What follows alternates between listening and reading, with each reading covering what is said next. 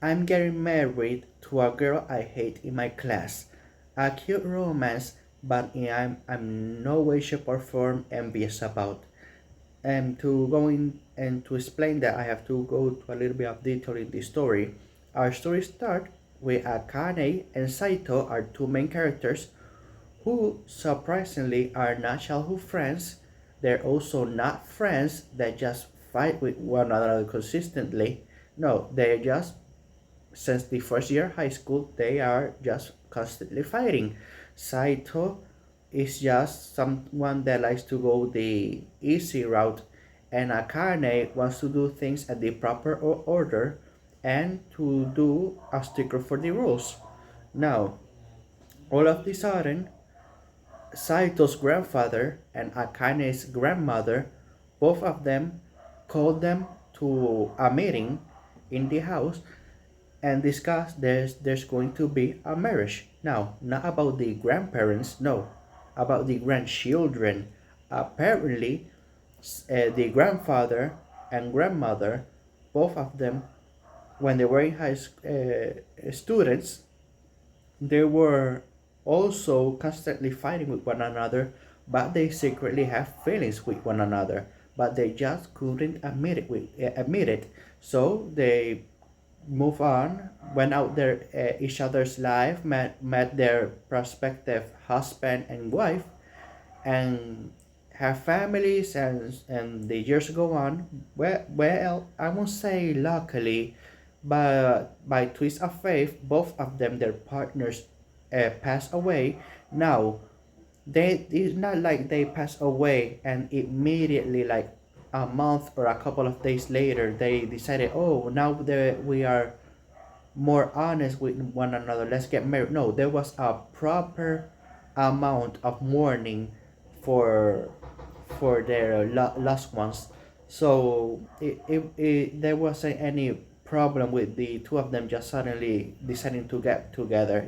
Well, it wasn't suddenly that, like I said, there was a respected amount of year of mourning, but the two of them now are in a relationship with one another in the present, but they still regret not being able to be honest with one another when they were students, and what would it have been if they were honest with one another. So they decide to live vicariously through their grandchildren, and pretty much convinced, and I'm saying this because it's mostly a threaten, to if you don't get married with one another, stuff are going to happen. The grandfather apparently is the head of the family, and he's also the he holds the highest position because apparently the his family comes from wealth, a conglomerate. They rich, and apparently the main character Saito wants to be the next head of the family for because he has dreams for the future.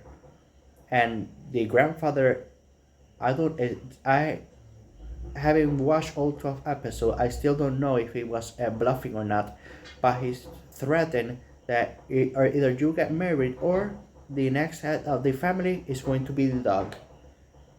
And like I said, I still do not know if he was bluffing or not. He is that eccentric. Uh, he's out there. Now, the female lead, Akane, the grandmother whispers something to her ear, and we don't find out about it until a couple of episodes later. And but it was also a threat. Now, which type of threat? I'm not going to spoil it. Watch the anime. Now, the two of them uh, were convinced to get married with one another, and they also have to also live alone in a house together. Now this is in the part where I say that I am not envious at all, because both of them are a mess at the beginning of this anime. Seriously, Saito is a complete sloth. he says stuff like, "Oh, I don't have to wash the dishes until they pile up and touch the roof." And also his diet is just awful. It consisting of only cup noodles, protein shakes, and vitamin juice. It was just that type of diet is okay in your 20s, but once you hit your 30s or your 40s, you're going to be constantly going to the hospital. And technically, Akane, look, Akane does do her cooking and cleaning, and like I said earlier, she's very a stickler to the rules and want to do this stuff the correct way. But she's a lot, and I mean a lot, constantly jumping to the most wildest conclusions. Oh, lock the door. I'm going to lock the door to the house. Oh, you're trying to prevent me from escaping. You're going to do something perverted to me. Oh, at the where there's only one bed in the house, and both five side of the pillow say yes. Oh my!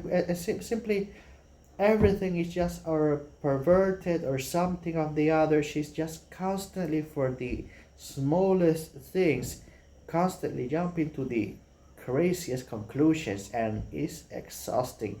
I was not envious at all of his situation. Usually I like to imagine myself at the position of the main character. Oh, I wish I would have a girl as cute, charming, kind, lovable as her. Not this one. No, it wasn't like that to the end of the anime, the season. No, they did have. Eventually, they decided, look, we cannot continue fighting day in and night out, every single time from school to waking up in the house, going to school, going to bed, fighting. Something gotta give. So they decided to have a talk, and it did work. They did put ground rules, and they put some boundaries, and the situation did got better. They did start to be a little bit more cute with one another, being more honest with one another. But even with that, yes, the Akane did go a little bit, a couple notches down. So from being a lot, it's mostly like being mildly annoying, but still not envious of his situation, even with that those couple notches down occurring. Now, it was a cute anime. There were, even though this is a romance comedy with a school setting, honestly, the comedy is humorous, but it's mostly the type of comedy that I only go like that it puts a smile on my face. It's not like a laugh out loud type of laugh comedy. There was only one joke in the entire season that did make me laugh out loud, and I'm not going to spoil it to you, but it did make me laugh quite a bit. But the comedy is subjective. Some maybe it was only that one joke that did made it for me, but for other people, who knows, maybe another joke or the other jokes make is are more funny for them than it was for me. And the romance, like I said, it was cute. They started to be more honest with one another. Yes, she was still annoying, and look, the romance, like I said, was cute. And I'm sorry for repeating myself, but it was obvious that throughout the episode they started to catch feelings with one another. They are practically saying "I loved you" without saying the actual words, and I'm just saying, just say the words, just being honest with one another. It's like they just don't want, for some reason, they just do not want to admit it. I'm not going to spoil it if in the ending of this season they do admit it, or they're still fighting or still not admitting to themselves if they're in love with one another. I'm not going to spoil that. Watch the anime. It's a cute anime. You're not going to regret watching it. It's an okay it's not going to be like my top 10 romance anime that I have ever watched, but it's not like I said in my happy marriage, the review that I did last video. I didn't regret having watched it. I was entertained.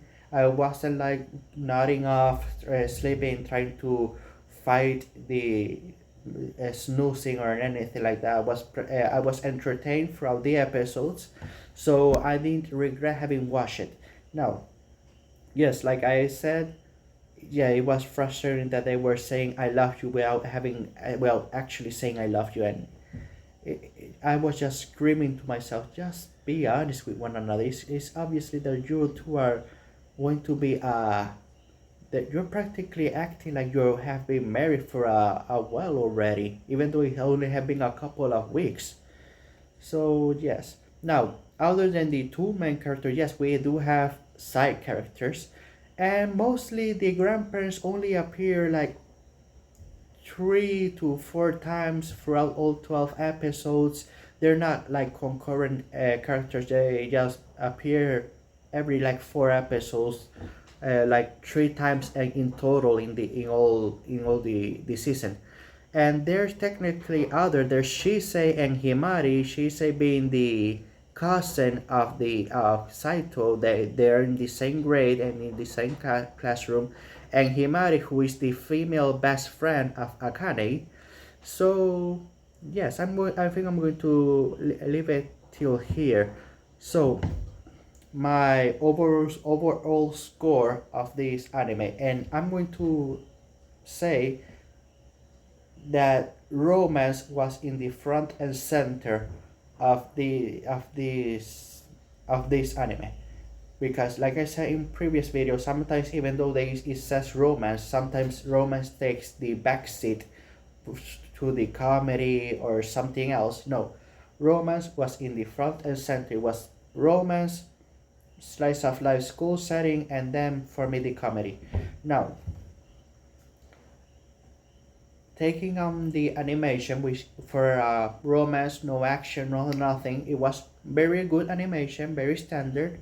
It wasn't awful in any way. It was very consistent throughout all 12 episodes. No, no, no downgrades, but just consistent. The voice acting was also good, very expressive. The voice actress and voice actors, however you say, or the seiyus, I think you say it said in Japanese. All of them did a fantastic job. And the story, while not the most original story, because I have seen other story where there's high schoolers that are forced to one or mostly in mangas. It's not an original story about high schooler having to get married at such a young age, but it was an entertaining plot or overall, and all the cute anime romance scenes that it did make I put a grin in my face, like, oh, cute. Not envious, but I still can recognize they're cute with one another. Now, I'm going to give it a solid 7. A very good, a very cute, good anime. I don't regret having watched it at all. I do recommend it for if you're itching for a romance. I do recommend this one. It's not maybe it did scratch that itch for me, because I have been trying to look for a romance where the romance was in the front and center of it all, and they scratch that itch for me. So I do recommend it. Now I'm going to stop here. Have a good day. Have a good night wherever you're from, and see you next video.